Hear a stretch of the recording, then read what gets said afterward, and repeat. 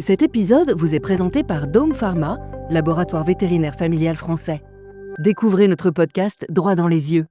Bonjour à toutes et à tous et bienvenue dans cette série de podcasts Droit dans les yeux, podcast de Dome Pharma. On va vous apprendre à ouvrir l'œil pour nos animaux de compagnie parce qu'ils peuvent être sujets à l'œil sec. Et ça va être le sujet de notre podcast. Je vous propose d'en parler puisque ça peut se voir, mais aussi parfois, c'est un œil qui pique, qui peut tirailler, qui peut faire mal, un clignement trop, et puis ça ne parle pas toujours un œil sec.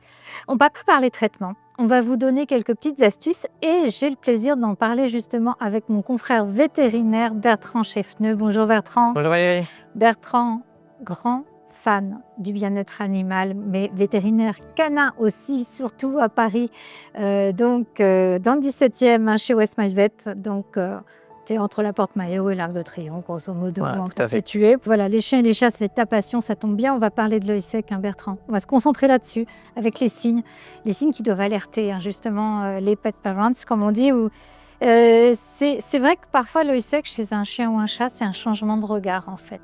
C'est pas... Ça parle pas forcément. Oui, c'est pas toujours facile, flagrant, effectivement. Il y a un cas précis que tu pourrais nous partager, une anecdote que tu as eue avec un de tes propriétaires de chat. Il y en a plein, parce que c'est un problème fréquent et assez récurrent. Mais c'est vrai que là, dernièrement, vraiment très récemment, un chien qui venait pour toute autre chose, un petit shih tzu, où en fait il y avait une vraie sécheresse oculaire qui était déjà bien mise en place et qui n'avait pas été du tout mise en évidence par le propriétaire et qu'il a fallu commencer à traiter. Et toi, qu'est-ce qui t'a alerté justement? C'est Chum, c'est ça le petit shih tzu? Ouais, c'est Chum. Et en fait, cette petite Chum, comme tous les shih tzus, avait les yeux un peu globuleux et pas spécialement de soins autres qu'un nettoyage peut-être trop irrégulier. Et voyant venir le chien avec ce qui paraissait peut-être normal chez sa propriétaire, montrait effectivement un œil qui était terne, avec pas mal de saleté, un œil un peu fermé et un regard un peu éteint. Alors, parfois, les propriétaires nous disent « Ah, mais il a l'air triste » ou « Il est un peu gêné ». Et ils mettent ça sur le compte du comportement de l'animal, en fait, le côté un peu tristesse, un peu apathique, où il est un peu, il a moins d'entrain, etc. Alors que c'est pas de la tristesse, c'est que parfois il a tout simplement mal et ça peut nous voir le brûler. Tout à fait. Alors c'est déjà bien de voir quelque chose qui va pas chez son animal. Alors peu importe la cause, mais déjà en le regardant son animal, de comprendre qu'il y a quelque chose qui ne va pas. Alors après de là à comprendre que c'est les yeux qui ne vont pas, peut-être. Ça c'est notre rôle alors à nous de prendre le relais. Mais effectivement, c'est des gens qui vont se dire il n'est pas comme d'habitude, il ne regarde pas comme d'habitude, il a l'air effectivement fatigué, il a les yeux un peu fermés, il a le regard un peu vide, un peu éteint. Et tout ça, en fait, ce sont des signes d'alerte et c'est important en tant que propriétaire de les voir pour nous demander si c'est peut-être simplement les yeux ou autre chose. Alors nous, on a tendance à avoir comme image le marchand de sable qui passait quand on était plus petit. Nos parents, nos grands-parents nous disaient « Ah, mais il y a le marchand de sable qui va passer parce qu'on se frottait les yeux, parce que ça nous picotait un peu à la fin de la journée. » Et en fait, c'est tout simplement qu'on avait l'œil un peu sec, donc on va se coucher, ça va. Mais il faut se dire que chez un chien ou un chat, ça peut être cette sensation de picotement, voire même de brûlure de l'œil, tout au long de la journée. Et là, c'est vrai que c'est très douloureux pour le coup. Voilà, et plus ça va s'aggraver, entre guillemets, et moins on va faire de choses, ou plus tard on va prendre le problème, plus l'inconfort sera important chez l'animal, et pouvant amener, en plus de cet inconfort, à des lésions au niveau de l'œil, qui peuvent parfois même être irréversibles, donc il est temps de prendre des choses. Alors le problème, c'est qu'un œil sec, c'est pas forcément flagrant. C'est pas forcément ultra visible en fait, parce que tu peux avoir l'œil qui coule. Et là, le propriétaire vient nous voir en clinique. Vous venez nous consulter pour votre chien ou votre chat. Et là, c'est très visible.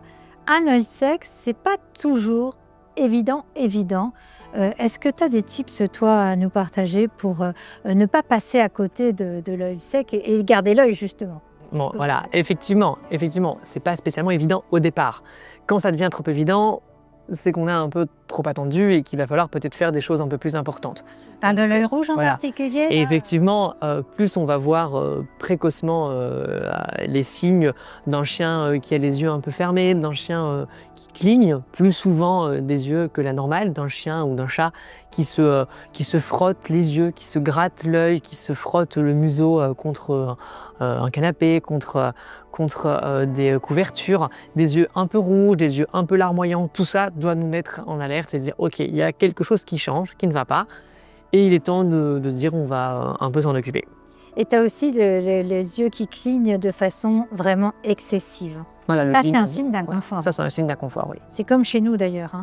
Tu as aussi le changement de comportement de l'animal qui est vraiment un signe d'alerte. De toute façon, tout changement de comportement d'un chien ou d'un chat, il faut considérer que c'est un signe d'alerte. Ça peut être l'œil sec comme ça peut être... Voilà, mais de toute façon, les propriétaires connaissant bien leurs animaux, Ils mangent moins. ils mangent moins, il y a quelque chose qui cloche. Voilà, c'est plus l'animal que je connais, il y a quelque chose qui ne va pas. Allez chez votre vétérinaire pour voir d'où ça vient, des yeux ou d'ailleurs. Oui, voilà. Donc, c'est soit il est plus fatigué qu'avant, il joue moins, il mange moins, ça doit alerter.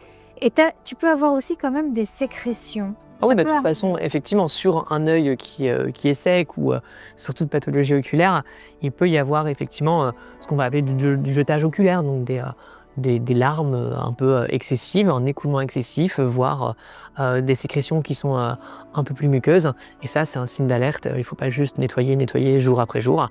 Si ça se renouvelle trop longtemps, il est temps de consulter. D'accord. Donc, des sécrétions qui collent un peu finalement Oui, voilà. en dessous de l'œil et qu'on aurait tendance à nettoyer justement, est-ce qu'il y a une solution oculaire, mais ça vaut le coup quand même de consulter son vétérinaire parce qu'il y a peut-être autre chose. En tout cas, si ça devient récurrent et si on voit qu'il y a une vraie gêne chez son animal, c'est important de consulter. Voilà, oui, ça peut être effectivement la partie, comme je dis, immergée de l'iceberg, cet œil sec.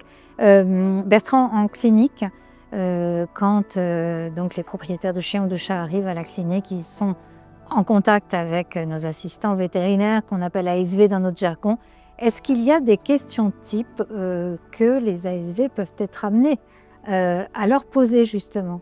Alors effectivement, nos assistants, ils sont totalement armés pour répondre aux propriétaires et déjà voir au préalable s'ils ont leur animal avec eux, voir s'il y a vraiment quelque chose qui est anormal et en posant des questions, effectivement, est-ce que c'est un œil, est-ce que ce sont les deux yeux, est-ce que ça dure depuis longtemps ou est-ce que ça vient d'arriver, est-ce que vous avez été en balade, est-ce que vous avez été en voyage, quel âge a votre chien, ils verront la race, enfin, il y a toute une série de choses qui permettent effectivement d'aiguiller en fait directement à l'accueil vers un simple traitement de nettoyage, etc. ou diriger plutôt vers une consultation pour voir ce qui se passe. Quand tu dis si ça dure depuis longtemps ou si c'est vraiment survenu brutalement, donc on parle d'un phénomène soit chronique, soit aigu, parce que tu vas différencier là à ce moment-là la prise en charge.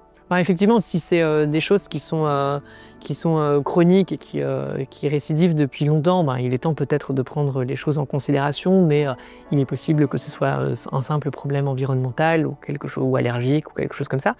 Maintenant, si on arrive dans la salle d'attente avec un animal avec un œil fermé alors que le matin tout allait bien, là effectivement il est temps aussi d'aller voir un peu plus loin sur l'œil s'il n'y a pas quelque chose de plus grave, une lésion ou quelque chose.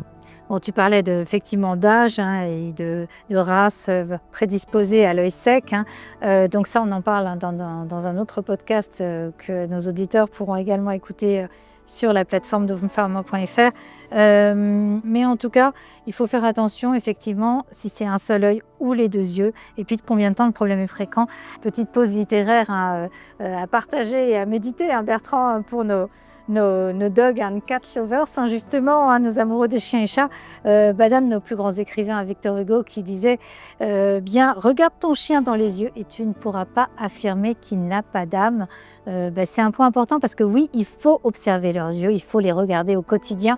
D'abord, c'est parce que c'est bien leur regard qui nous a fait fondre quand on les a adoptés, justement, mais c'est aussi que c'est important parce que l'œil sec, c'est pas si simple, il faut avoir les bons réflexes, on vient d'en partager un Bertrand, mais on va finir sur une note positive quand même, parce que c'est pas notre style d'être dans la sinistrose, c'est qu'il y a des solutions à cet œil sec. Heureusement, évidemment. Et des solutions qui sont finalement assez simples. Voilà, tout à fait. Donc, toi, tu en as plusieurs que tu utilises, hein. Parfois, c'est quelques gouttes qu'on doit mettre dans l'œil de son animal. On parle de larmes artificielles comme nous, humains. Oui, ben voilà, en fait, ça va être le même principe que chez nous. Donc, si on a un œil qui gratte, si on a un petit problème à l'œil, des sécrétions oculaires ou quoi comme, on va commencer par le nettoyer avec une solution adaptée pour les yeux. Et si ça ne passe pas, il existe effectivement des larmes artificielles pour hydrater, pour protéger l'œil.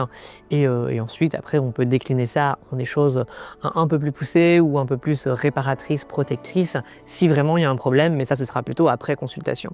Alors oui, ces larmes artificielles, donc elles existent dans le domaine vétérinaire. Donc là, je parle de larmes artificielles vétérinaires, justement, qui sont adaptées pour nos chiens et pour nos chats. Donc l'idée est de demander conseil, effectivement, Voilà, vétérinaire, tout simplement. Et puis, pensez à l'hydratation aussi de son chien ou de son chat dans des périodes clés. Je pense Oui, à comme toute saison d'ailleurs. Comme on disait tout à l'heure, ça peut dépendre en grande partie également de l'environnement et effectivement dans une atmosphère un peu polluée, dans une atmosphère poussiéreuse, dans une atmosphère sableuse, dans un environnement où il y a du vent ou les choses comme ça. Voilà, tout à fait. La poussière, et puis en hiver avec les feux de cheminée, enfin en fait c'est toute saison, quoi. Oui, c'est toute saison et puis c'est toute saison en fonction de chaque individu. Exactement. De toute façon, ces larmes artificielles, on en reparle dans un autre podcast qu'on a fait ensemble et que vous pourrez retrouver justement sur la plateforme de podcast.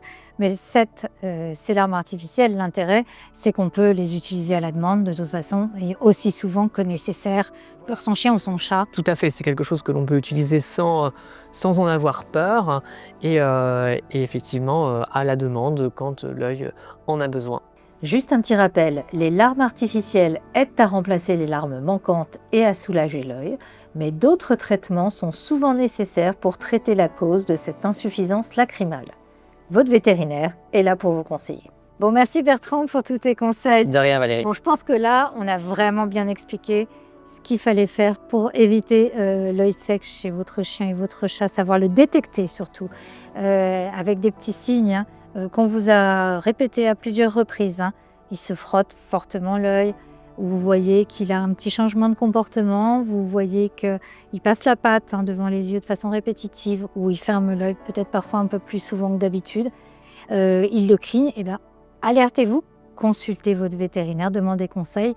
Il y a des solutions, les larmes artificielles vétérinaires, on en a parlé. Et puis pour en savoir plus sur l'œil sec chez nos animaux de compagnie, eh bien, suivez notre série de podcasts sur dompharma.fr, le site internet, et aussi sur toutes les plateformes de podcasts. À très vite pour de nouveaux épisodes.